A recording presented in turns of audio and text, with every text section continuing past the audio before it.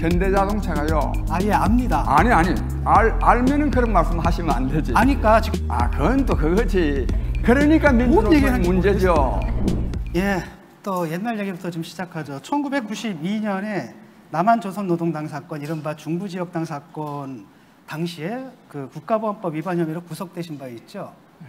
그때 뭐 조작이니 아니니 여러 가지 말이 많았는데 국정원 과거사 진실 규명을 통한 발전위원회에서 2007년에 그 중부지역당 사건은 정권에 의한 조작이 아니었다, 진짜 간첩 사건이었다, 이렇게 발표했거든요. 네. 그 부분은 어떻게 된 겁니까? 정말로 그 간첩 조작에 연루가 되신 겁니까? 예, 저는 뭐 그 과거사 진상규명위원회 사건과 관계없이 그 사건은 사실이라고 생각합니다. 근데 본인이 그다음에 참고로요. 예. 제가 조금 전에 장성민 후보 그 질의하는 거 보니까 너무 질문도 길고 대답이 길어서 충분히 개진할 수 없겠습니다. 저도 답변을 간단하게 할 테니까 되도록 질문도 간단하게 해서 제가 가진 생각들을 보다 더 많이 국민들에게 알릴 수 있도록 해주셨으면 좋겠습니다. 예, 그러니까 그때 그 진짜 간첩 사건이었는데 그 일로 구속도 되셨잖아요. 네, 구속됐죠. 어떻게 연루가 된 겁니까? 간첩 조직을 아셨어요? 저는요, 그 이선실 할머니가 저한테 우리 집에 와가지고 제가 그때 구속돼가지고 막 나왔을 때예요. 그래서 뭐 어려우니까 돈을 100만 원을 줍니다. 그 받은 거하고 추석 때 돈 30만 원 받은 거, 그거를 받았는데 왜 이선실 씨가 간첩인 줄 알고도 신고하지 않았느냐? 제가 전혀 몰랐죠. 제가 알았다면 왜 그 할머니가 계속 출입할 수 있게 하겠습니까? 그래서 어쨌든 불고지죄로 제가 처벌을 받은 일이 있습니다. 예. 그럼 국가보안법 위반이셨잖아요. 예. 지금 국가보안법 폐지하자 뭐 이런 말을 하는 사람들이 많고 실제로 뭐 행동하는 사람들도 있는데 국가보안법에 대해서는 그럼 어떻게 생각하세요? 저는요, 전에는 뭐 국가보안법이 너무 악용된 일이 많았기 때문에 폐지해야 된다고 보았지만 요즘 이 주사파들이 난동하는 걸 보면서 저는 국가보안법이 있어야 된다고 봅니다. 제가 질문 드리겠습니다. 예. 그 공약이 3가지가 있었는데 3번째 공약이 대깨문 주사파 혁파로 국민 통합을 이루겠다라고 말씀하셨어요. 사실 이 뭐 대깨문이라는 단어가 딱히 좋은 단어는 아닌데 공당의 제1야당의 후보가 이런 단어를 써서 이거를 공약으로 내거는 것도 저는 좀 황당했다라고 생각을 하고 대깨문 주사파를 혁파를 한다라고 말씀하셨으면 그러면 지금 문재인 정부는 주사파 정부입니까? 제가 좀 궁금해서. 예, 저는 문재인 정부를요 주사파 정권이라고 생각합니다. 그다음에 그렇게 생각하세요? 그렇게 생각합니다. 그 다음에 대깨문이야말로 우리 국민들을 분열시키는 중대한 요인입니다. 아시는 바와 같이 조국이 사건요, 조국이야말로 정말 이 위선과 거짓의 극치 아닙니까? 그런데도요, 조국 수호, 정경심을 사랑한다 해가지고 그 서초동에서 뭐 수십만 명 데모를 안 했습니까? 그러니까 국민이 분열하지 않을 수 없죠. 그래서 저는 이 대깨문을 척결하지 아니하고는 국민 통합이 이루어질 수 없다, 이렇게 봅니다. 아니, 죄송한데 잠깐만요. 추가 질문인데 문재인 정부가 뭐 북한하고 뭐 좀 화해를 하려는 건 알겠는데 주사파 정권이라고 규정하는 거는 전혀 다른 문제거든요. 그러니까 증거를 좀 제시를 해주세요. 증거요? 증거는 차고 넘칩니다. 문재인 정권은요, 얼마나 북한을 짝사랑합니까? 얼마나 굴종적인 자세를 취합니까? 그런다고 제가 국민 여러분, 그런다고 해서요 남북 관계가 좋아지지 않습니다. 그걸 우리 문재인 정부가 알아야 되는데 그걸 모르고 계속 그러니까 돌아오는 거는 뭐냐? 미친 개가 더 요란하게 짖는다. 태생적 바보다. 삶은 소대가 웃을 짓이다. 그런 소리나 듣고 있지 않습니까? 네. 그래서 관련해서요, 만국칠적이라는 그 단어를 쓰시면서 그거를 혁파하겠다 하셨어요. 그래서 그 1번이 민노총이고 2번이 전교조고 그렇죠? 그래서 지금 우리 말씀하신 대로 대깨문까지 7개를 쭉 나열하셨는데 그 단체들 또는 그 그룹들의 문제는 우리 국민이 대부분 잘 알고 있어요. 근데 문제는 어떻게 혁파를 할 것이냐 하는 거거든요. 우리는 법치주의고 자유민주주의를 구가하는 나라에서 그 7개 단체 내지는 그룹을 어떻게 혁파할 것이냐 하는 방법론을 좀 말씀을 해주시죠. 그 전부를 제가 말씀드릴 수는 없고요. 제가 우선 민주노총만 하나 말씀드리겠습니다. 이 민주노총의 해악에 대해서는요, 많은 국민들이 압니다. 이른바 귀족노조, 뭐 타파해야 된다, 이런 주장 많이 합니다. 근데 어떻게 라고 물어서 제가 그 부분에만 말씀드리는데, 막연하게 민주노총이 기종노조다, 민주노총이 문제를 이렇게는 말하지만은 민주노총의 해악의 그 여러 가지 그 이유들을 논리적으로 알고 있지 못합니다. 정부도 알고 있지 못하고, 저는 학자들도 그 반면에 저는요, 민주노총 해악에 대해서 아주 논리적으로 말할 수가 있고, 그 다음에 또 여기에 대결하려고 그러면요, 민주노총은요, 우리나라 최고의 권력기관입니다. 엄청난 용기가 있어야 됩니다. 저 장기표는 그게 맞설 수 있는 용기가 있는 사람이기 때문에 혁파할 수 있습니다. 우리 하나만 더 할게요. 우리 장 후배님께서는 운동권에 대학 때부터 운동권에 몸을 담으셔서 감옥을 몇 번 다녀오셨습니까? 한 100번 갔습니다. 여러 번 투옥도 되셨고 정당도 엄청 많이 옮겨 다니시기도 하고 창당도 하셨죠. 네. 그죠? 네. 민주당 계열도 여러 개가 있었지만 사회민주당, 3인당도 만드시고 그다음에 녹색 사회민주당 이것도 만드시고서 창당, 탈당 또는 입당 이런 걸 많이 하셨는데, 그래서 아마도 저는 민노총이나 뭐 이런 운동권에 대해서 누구보다 잘 아시리라고 생각합니다만은 바로 그 점 때문에 일부 사람들은 철새 아니냐 이런 생각을 하기도 하고 비판을 하기도 하는데 어떻게 생각하십니까? 제가요, 네. 정당을 왔다 갔다 하는 일은 거의 없습니다. 지금 국민의힘 당에 여기 있는 거를 보고 뭐 말할 수는 있는데, 그건 혹 나중에 물으신다면 제가 말씀드리겠고요. 저는 한국 정치는 근본적으로 혁파돼야 된다는 생각으로 기존 정당에 참여하지 않았고, 특히 이 정보화 사회, 말하면 이 정보 문명 시대에는 저 나름의 철학이 있습니다. 정보 문명 시대야말로 말하면 과학기술의 혁명적 발달로 물질적 풍요도 이룰 수 있고, 또 정보 통신수단의 획기적 발달로 사회 정치의식도 고양될 수 있기 때문에 모든 국민이 말하자면 경제적 풍요, 사회적 평화, 정치적 자유를 누리면서 자기가 하는 일에서 보람과 기쁨을 누리면서 행복하게 살 수 있는 그런 사회 경제적인 조건이 형성됐다고 보기 때문에 이것을 이루기 위해서 제가 끊임없이 정당을 창당했는데 그게 2%를 득표하지 못함으로써 해산된 경우가 거의 대부분입니다. 그래서 제가 뭐 이 정당 저 정당 힘 있는 정당에 정말 갈라 그랬으면 얼마든지 갔죠. 저는 힘 있는 정당에 간 일이 없습니다.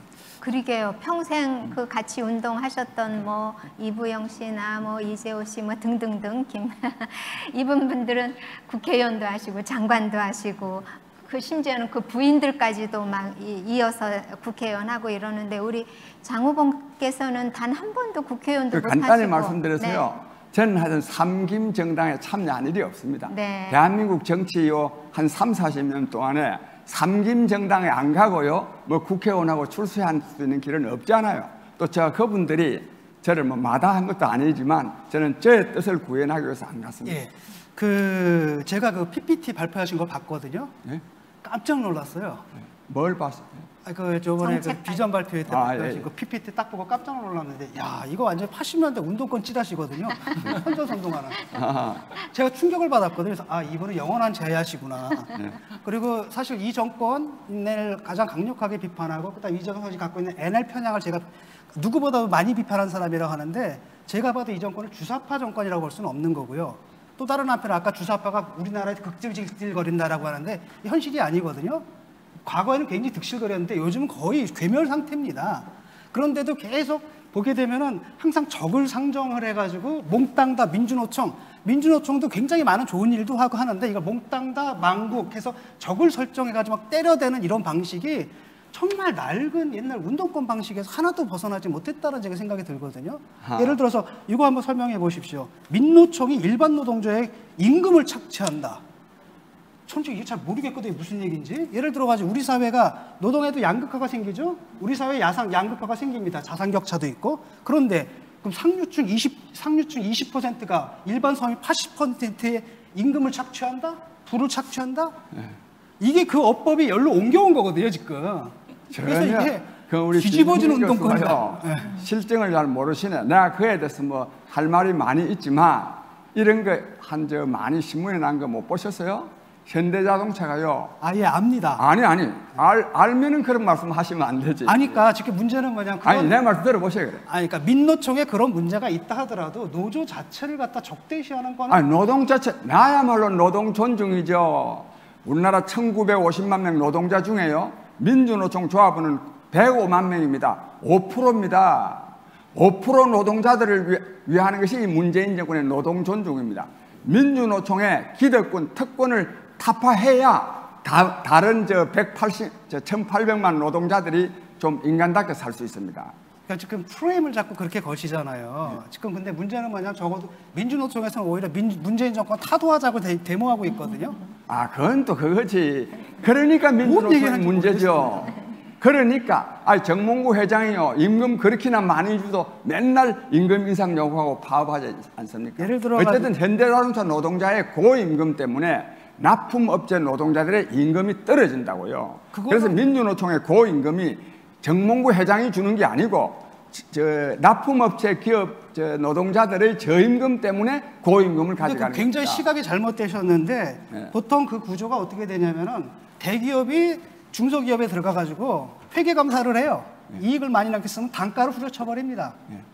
그러니까 사실 대기업의 횡포거든요. 대기업과 중소기업의 공정거래 질서가 지켜지지 않기 때문에 벌어지는 일이고 대기업은 그렇게 착취한 임금들의 일부를 노동자 상층부에 주고 그들을 매수하고 그다음에 그들을 매수함으로써 노동당을 분리시켜가지고 비정규직 노동자들 착취해 먹는.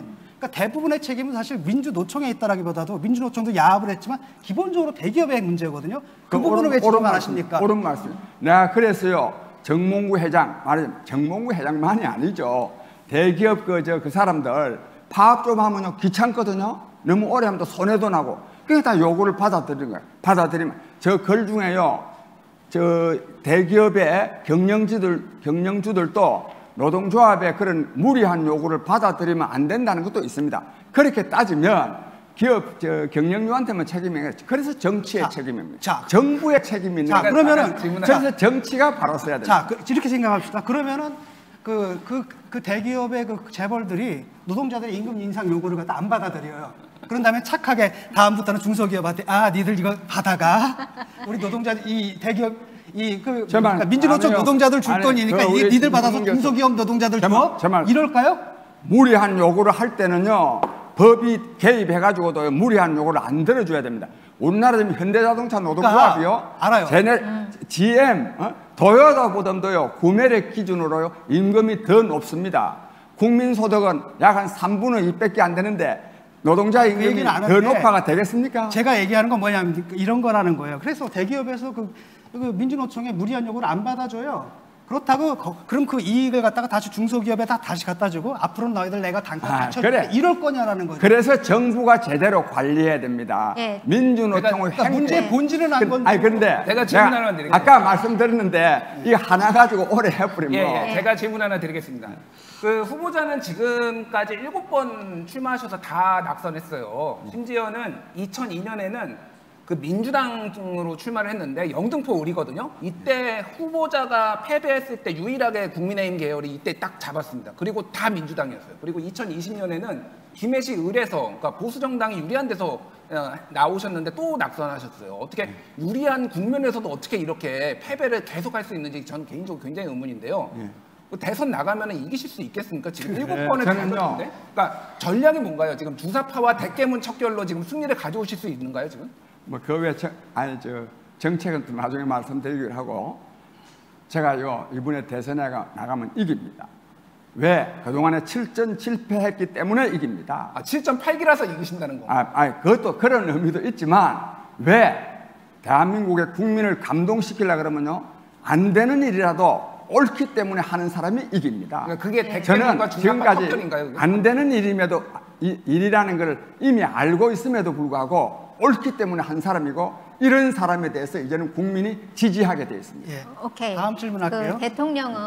대통령은 물론 뭐 사회에 여러 가지 문제가 있는 것도 해결을 해야 하지만 수권 능력이 있어야 되거든요. 그러니까 대통령으로서 국군 통수권도 가지는 것이고요. 그래서 이런 사회 여러 가지 문제 외에 외교 안보에 관해서는 말씀을 거의 안 하시는 것 같아요. 물론 언론이 보도를 안 해주셔서 그런지도 모르지만 그 발표하신 PPT에도 외교 안보 부분이 많이 빠져 있고 부족하고 그렇거든요. 가장 내세울 만한 외교 안보 정책이 뭔가요? 그래서요, 우리 기자 여러분, 이 맨날 보면 뭐 윤석열 씨하고 홍준표 씨만 보도하는데, 지금은 다 동등한 거 아닙니까?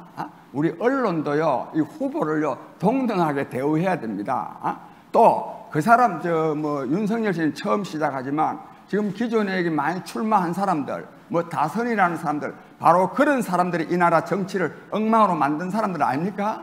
그 사람들 계속 또 보도해가지고 그 사람 알려가지고 그 사람들 대통령 만들어가지고 이 나라 잘 살 수 있겠습니다. 외교 안보요. 저는요, 우선 북한에 대해서요, 정말 제대로 대응해야 됩니다. 이게 가장 중요하고, 외교라고 하니까 우선요, 한미동맹이 강화돼야 됩니다. 두 번째, 일본하고 친하게 지내야 됩니다. 그리고 중국하고도 너무 막 반중 정서에 사로잡히면 안 됩니다. 내가 이 한미동맹이 강화돼야 된다는 말을 하는 거는 북한 때문에도 강화돼야 되지만, 왜 그러면 저 같은 사람이 그에 대한 오해가 있을 수 있기 때문에 제가 말씀드리는데, 중국이 지금요, 이런 말 참, 북한의 핵무기 보유를 중국이 더 싫어합니다. 그런데 북한의 핵무기 보유가 진짜 없어지려고 그러면 김정은 정권이 붕괴되는 수밖에 없습니다. 그 이유에는 김정은 정권이 존속하는 한 북한 핵무기는 없어지지 않습니다. 아까 장성민 의원 무슨 말, 나는 그 견해에 전혀 동의하지 않습니다. 그런데 중국이 지금요, 동북공정 왜 합니까? 북한을 병합하기 위한 겁니다. 그래서 지금은 핵무기도 없애야 되고, 또 중국의 궁극적인 목표인, 즉 동북공정을 하는 목표인 북한을 병합하기 위해서 호시탐탐 노리고 있습니다. 이런 경우에 중국의 북한 병합을 막을 수 있는 현실적인 힘은 북한이 갖고 있습니다. 이는 우리 민족에게 절체절명의 과제이기 때문에도 한미동맹을 강화하는 것이 저는 필요하다고 봅니다. 예. 그 주택 정책에 대해서 묻겠습니다. 원래 국공유지를 활용해서 공공할부주택을 짓겠다고 말씀하셨잖아요. 문제는 뭐냐면 국공유지가 없다는 게 문제거든요. 예를 들어 그래서 학푸만이 학교 품은 아파트니, 그다음에 좀 전에 보니까 학조아예요. 학교 쫓은 아파트, 그다음에 공항 쫓은 아파트, 뭐 이런 거거든요. 그 지을 국공유지가 어디 있습니까? 국공유지가 많이 있습니다. 지금 그린벨트로 묶여 있는데요. 저는요, 사는 집이 중요하다고 생각합니다. 저는 대선 후보들. 구체적으로 어느 지역을 말씀하시는 거예요? 각 지역에 다 있어요. 예를 들어서. 예를 그 구청에 각 구마다도 다 있고요. 주변에 산에 많이 있습니다. 많이 있고, 저는 그러나 근본적으로 국공유지에다가 집지어가지고 해결하는 거는 근본적인 해결책이 아니에요. 제가 말씀드리려고 하는 거는 뭐냐 하면, 집 없는 사람이 없어야 됩니다. 모든 국민이요, 내 집을 가질 수 있도록 해야 됩니다. 흔히들 학자들은 주거를 소유의 개념으로 하지 말고 주거 개념으로 해야 된다는데, 저는 그 개념에 동의하지. 좋은데 그 방법을 지금 묻고 있는 거거든요. 그래서 그 방법으로 내놓으신 게 국공유지에다 공공할부주택 짓자라고 하셨잖아요. 근본적으로는 지방의 교육과 산업을 획기적으로 개선함으로써 말하면 지방 사람들이 서울로 몰려들지 않도록 해야 됩니다. 이것을 하지 아니하고는 주택 문제가 해결될 수가 없습니다. 네, 좋습니다. 그 발표하신 공약 중에 교육 공약이 있어서 참 반가웠어요. 다른 분들은 교육 공약 별로 없었거든요. 그런데 공급자보다는 수요자 중심으로 하겠다라고 하시는데, 지금 현재 학생 초, 중, 고 1인당 얼마씩 지금 교육비가 지출되는지 아십니까? 재정적으로, 예산으로. 학생 1인당. 학생 1인당 한 1,300만 원씩. 예, 저희 거의 1,500만 원입니다. 예. 그러면 대학 등록금이 1년에 얼마인지 아십니까? 한 1,000만 원, 1,200만 원 이렇게 되겠죠. 의대 빼놓으면. 그러면 대학 등록금보다 훨씬 많은 돈을 초중고 학생 1인당 이렇게 국가가 지원을 하는데 사교육비는 왜 이렇게 올라갑니까? 지금요, 대한민국은 국가적으로도요, 돈이 남아 들어갑니다. 먼저 보는 놈이 임자입니다. 교육 예산도요, 예산이 없어서 못하는 게 아닙니다. 충분합니다. 너무너무 많이 빼먹습니다. 대통령부터요, 국가 공무원까지 빼먹고 있고, 심지어는요, 대한민국에는 기업을 하려고 그럴 때도요, 어떻게 하면 예산을 빼먹을 수 있는가, 이걸 계산해가지고 기업합니다. 나라 되겠습니까?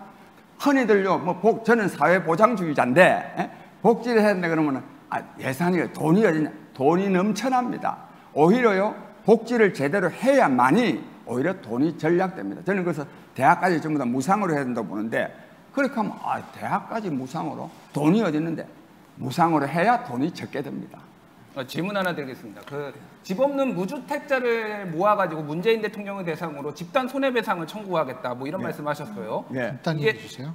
집단 손해배상 청구 소송을 하겠다. 근데 이게 지금 현실적으로 가능한 건지, 그리고 이게 변호사 수임료만 집 없는 서민들한테 다 뜯어가지고 지금 변호사한테 배불리는 건 아닌지, 이게 지금 왜 그런 거냐? 그거는 다소 좀 상징적인 의미가 있는데요. 문재인 정부 때문에요, 손해본 사람이 엄청나게 많습니다. 앞으로 집값 떨어질 거다.